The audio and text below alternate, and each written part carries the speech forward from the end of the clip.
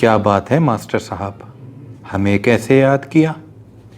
अरे भाइयों, बोर्ड पर तौसीफ़ का ख्वाब लिखा है, याद है तुम लोगों को? ये मज़मून तो हमने 10वीं जमात में पढ़ा था। नहीं नहीं, ये 9वीं जमात में था। नहीं भाई, 10वीं जमात में ही था, मुझे अच्छी तरह से याद है। अरे भाइयों, लड़ने की क्या ज़रूरत है, अब्बा से पूछ लेते हैं। उन्होंने भी तो वही उर्दू की किताब पढ़ी थी, ये मज़मून उन्होंने भी पढ़ा होगा। आप लोग खामोश हो जाएं तो मैं आप लोगों से कुछ बात करना चाहता हूँ। आप लोगों ने सही पहचाना, मैं आपको तौसीफ़ का ख्वाब सुनाना चाहता हूँ।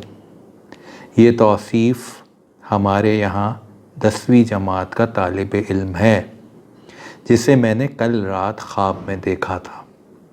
मुझे डर था कि कहीं भूल ना जाऊं, इसलिए बोर्ड पर लिख दिया। क्या देखता हूँ कि वक्त बहुत आगे निकल चुका है। ये जो लड़के जिनके मूंछ के बाल भी अभी ठीक तरह से नहीं आए हैं, ये अब बड़े हो चुके हैं।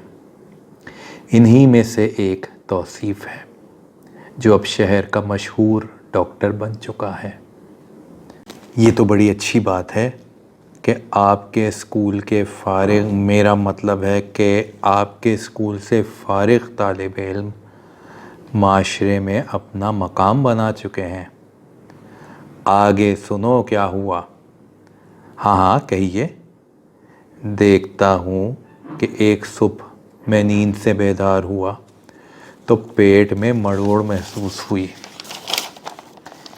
सोचा डॉक्टर से दवा ले आऊं। करीबी सरकारी अस्पताल पहुंचा तो डॉक्टर तौसीफ़ के कमरे के आगे मरीज़ों की भीड़ थी।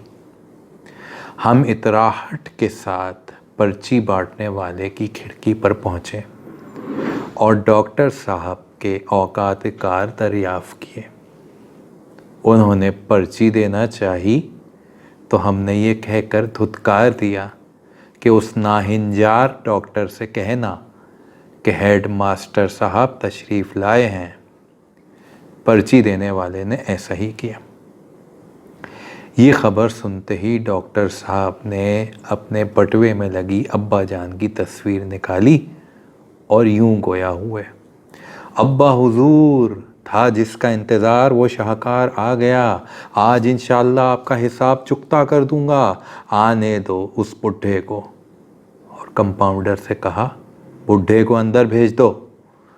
मैं डॉक्टर के कमरे के अंदर दाखिल हुआ तो डॉक्टर साहब अपनी कुर्सी से ताज़ीमन खड़े हो गए और बड़े अदब से यूं गोया हुए, क्यों हेड मास्टर साहब, कैसे आना हुआ? मैंने कहा, बच्चे, सुबह से पेचिस जैसी कैफियत है।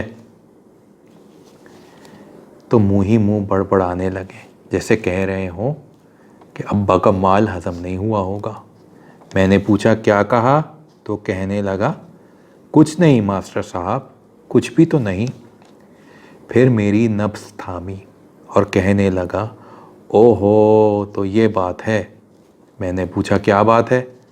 तो कहने लगे, कुछ नहीं मास्टर साहब, कुछ भी तो नहीं।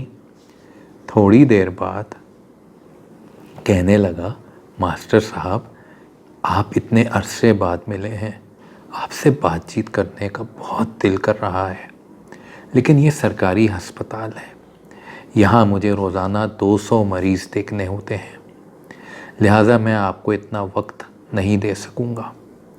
आप बराहे करम मेरे क्लिनिक तशरीफ़ ले आएँ, वहाँ आपको देख भी लूँगा और नुस्खा भी दे दूँगा।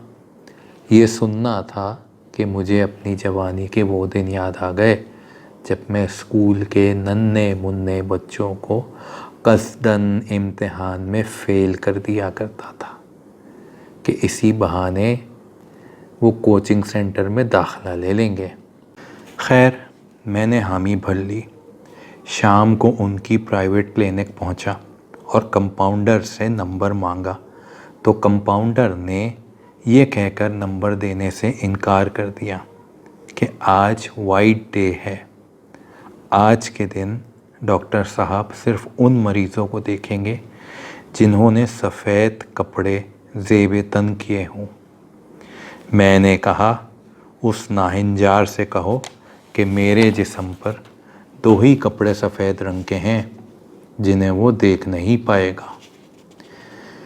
مریضوں کی لمبی قطار تھی، ایک کے بعد ایک۔ میرا نمبر بھی آ ہی گیا۔ پہلے فیس کا تقاضا ہوا۔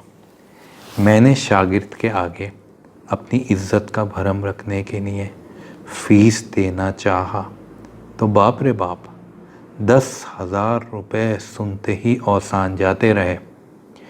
دماغ پھر وہیں گیا، کوچنگ سینٹر۔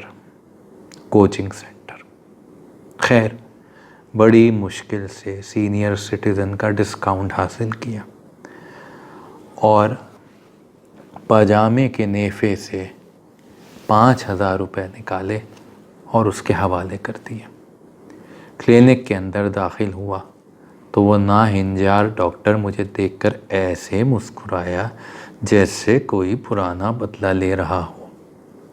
مجھ سے بات چیت تو کیا کرتا، ایک لمبا چوڑا نسخہ لکھنے میں مشغول ہو گیا۔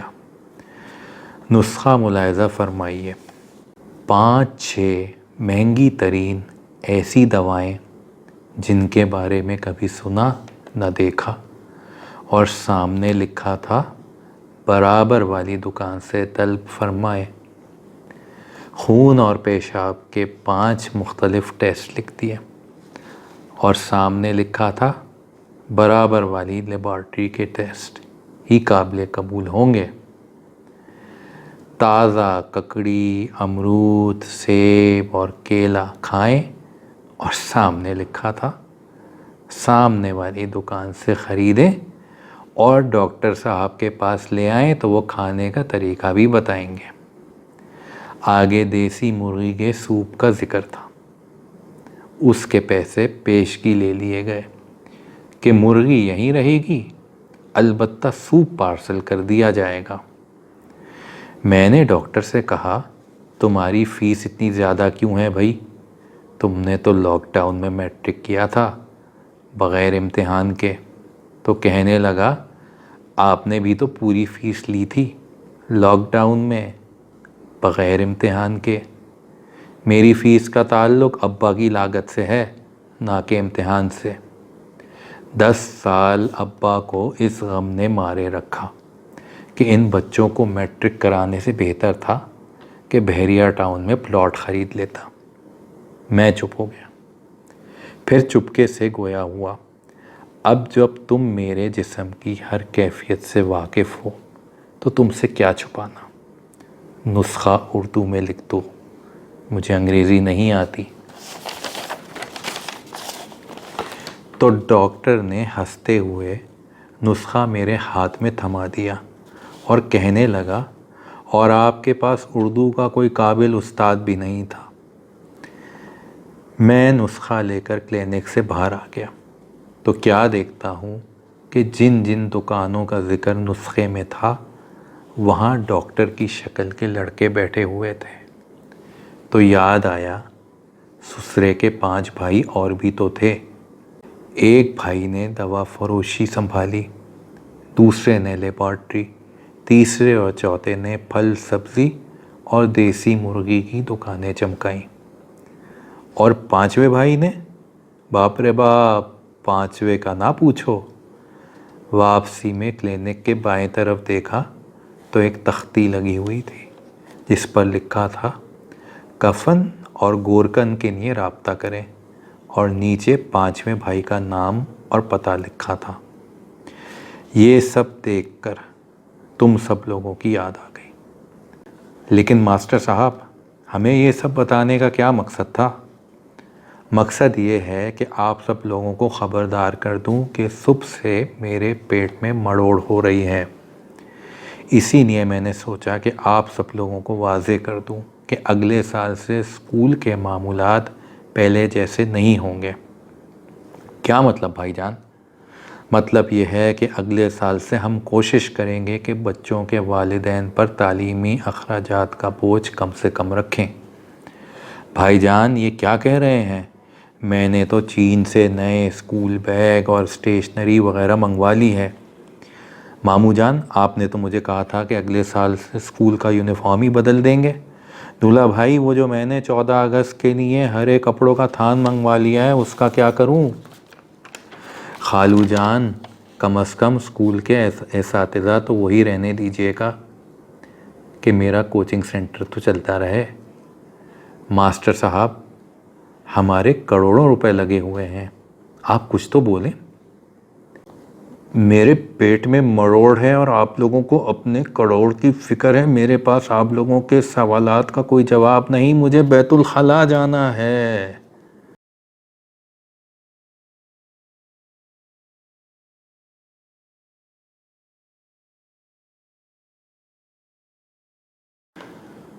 پاکستان میں 2 کروڑ سے زیادہ بچے تعلیم سے محروم ہیں۔ اگر ہمارے موجودہ تعلیمی نظام کے یہی حالات رہے تو ان بچوں کا مستقبل کیا ہوگا؟ لہٰذا ضرورت اس امر کی ہے کہ بنیادی تعلیم کو نہ صرف معیاری بلکہ سستا بھی کیا جائے، تاکہ کوئی بچہ بھی غربت کی وجہ سے تعلیم سے محروم نہ رہ جائے۔ ان سیاستدانوں کے نام جنہوں نے جاگیرداری نظام کے خلاف اپنی سیاست کی ہے، کیا موجودہ حالات میں معیاری تعلیم صرف عمرہ کی میراث نہیں؟ اسکول مالکان کے نام گدھے کو باپ بنانا تو سنا ہے، مگر باپ پر گدھے جیسا بوجھ لادنا کوئی اچھی بات نہیں۔ ان والدین کے نام جو بچوں کی پڑھائی پر دل کھول کر خرچ کرتے ہیں، انہیں چاہیے کہ آنکھیں کھول کر خرچ کریں۔ نوجوانوں کے نام اقبال کا پیغام: عشق کی تیغ جگردار اڑا لی کس نے، علم کے ہاتھ میں خالی ہے نیام اے ساقی۔ شکریہ۔